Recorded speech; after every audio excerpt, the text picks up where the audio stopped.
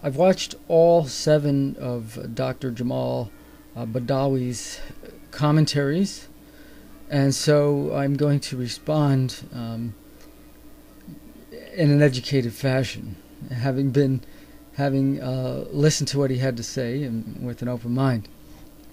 I'm calling it a public relations job for Islam, and I'm going to say that it's rather dangerous, and I think the purpose for these public relations jobs are to get the West to let their guard down and provide a climate where Islam can thrive. Now, the problem with that is we see in the real world what happens when Islam thrives. For instance, we see the trouble brewing in London. We can look at Islamic nations in Africa, the Middle East, Indonesia, and we can say, well, I can say I don't want to see Islam take root. Not only don't want it to thrive, but I don't think it should take root at all. And I think it would be wise for the West to take that position and just say, okay, well, we find your sales pitch very interesting, but no thanks. We will extend freedom of religion to religions that reciprocate. We know from what actually goes on in the real world that that's not the case with Islam. Just saying that that Islam is open to other religions thriving within their borders is not very meaningful. What's really meaningful is what actually takes place in the real world.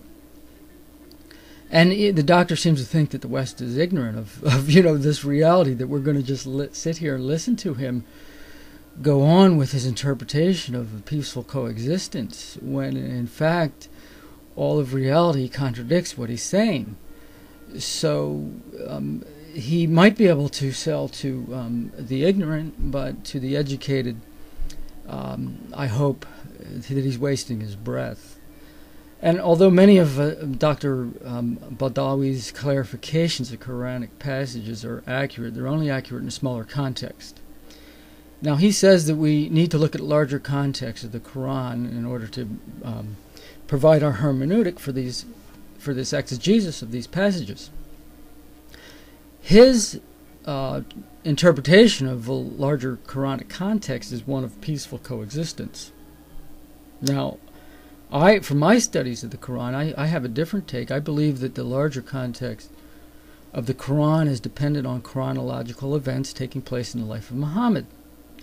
So if we look at the events of Muhammad, I think we can get a better understanding of how to approach these passages.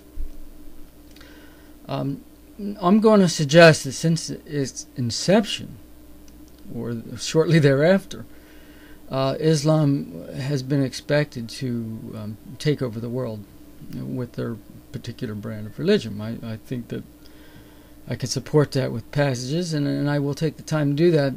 But first, let me cite Al-Bukhari 256, which is the famous no compulsion in religion passage, which the doctor cited.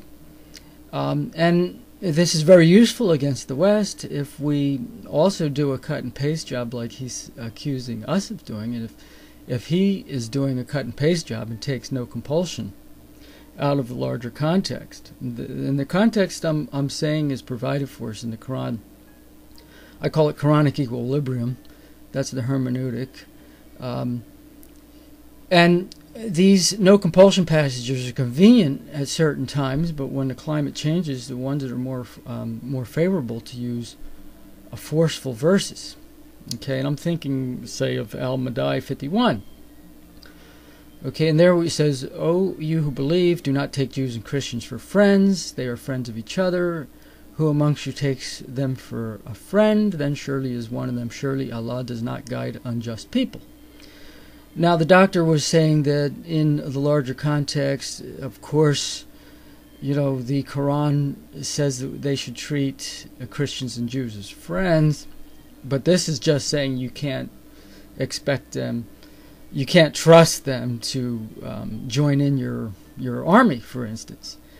But here we see clearly that Allah is considering Jews and Christians as unjust people.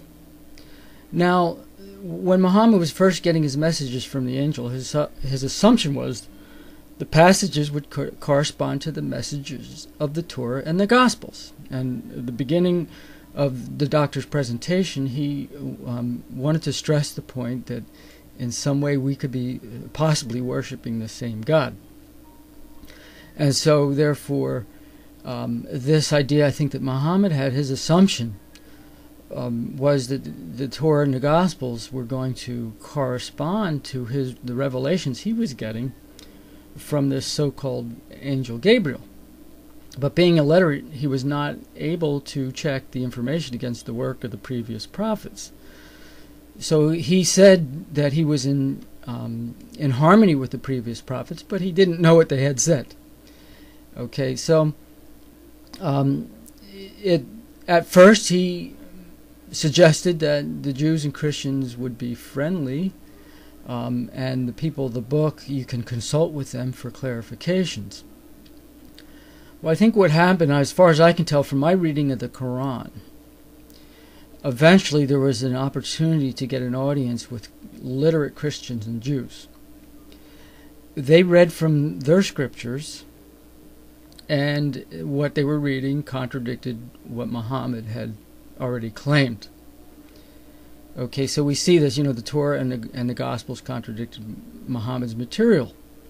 At that point, the Jews and Christians became a liability. Muhammad accused the readers of changing the words, and that's recorded in Al-Imran 78. And I have, by the way, I have all this stuff in Arabic, but my Arabic is so poor that I don't want you to have to suffer through it. If you need me to cite Arabic, I can email it to you. But anyways, Al-Imran 78 says, among the people of the book, that's Jews and Christians, are those who twist their tongues to imitate the Scripture, that you may think it's from the Scripture when it is not from the Scripture, and they claim that it is from God when it is not from God. Thus they utter lies and attribute them to God knowingly. So you see, Muhammad had a convenient verse to begin to ostracize the Jews and Christians. Again, I'm saying this is the beginning of the ostracization of Jews and Christians. The Islamic community was then, this is where passages like Al-Madai 51 come in. O believers, take not Jews and Christians for your friends. Okay, because here we see that that the Gospels and the Torah became off limits for Muslims. Okay, and because what happens is the knowledge of what's really in the Torah and the Gospels would expose Muhammad, and of course he would lose his followers.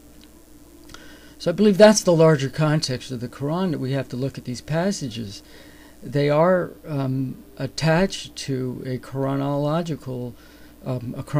of events in Muhammad's life, and this explains why we can find passages that seem friendly to Christians and Jews, and I'm suggesting those passages are the ones that took place before the exposure to what was actually in the Gospels and the Torah, and the passages that begin to ostracize Jews and Christians or from the period when that information had began to come forward.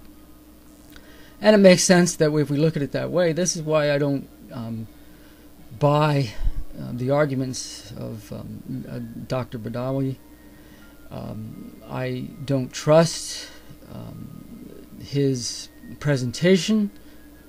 As if he is sincere, then he's certainly in the minority, and it would do well for us to treat him that way. He's a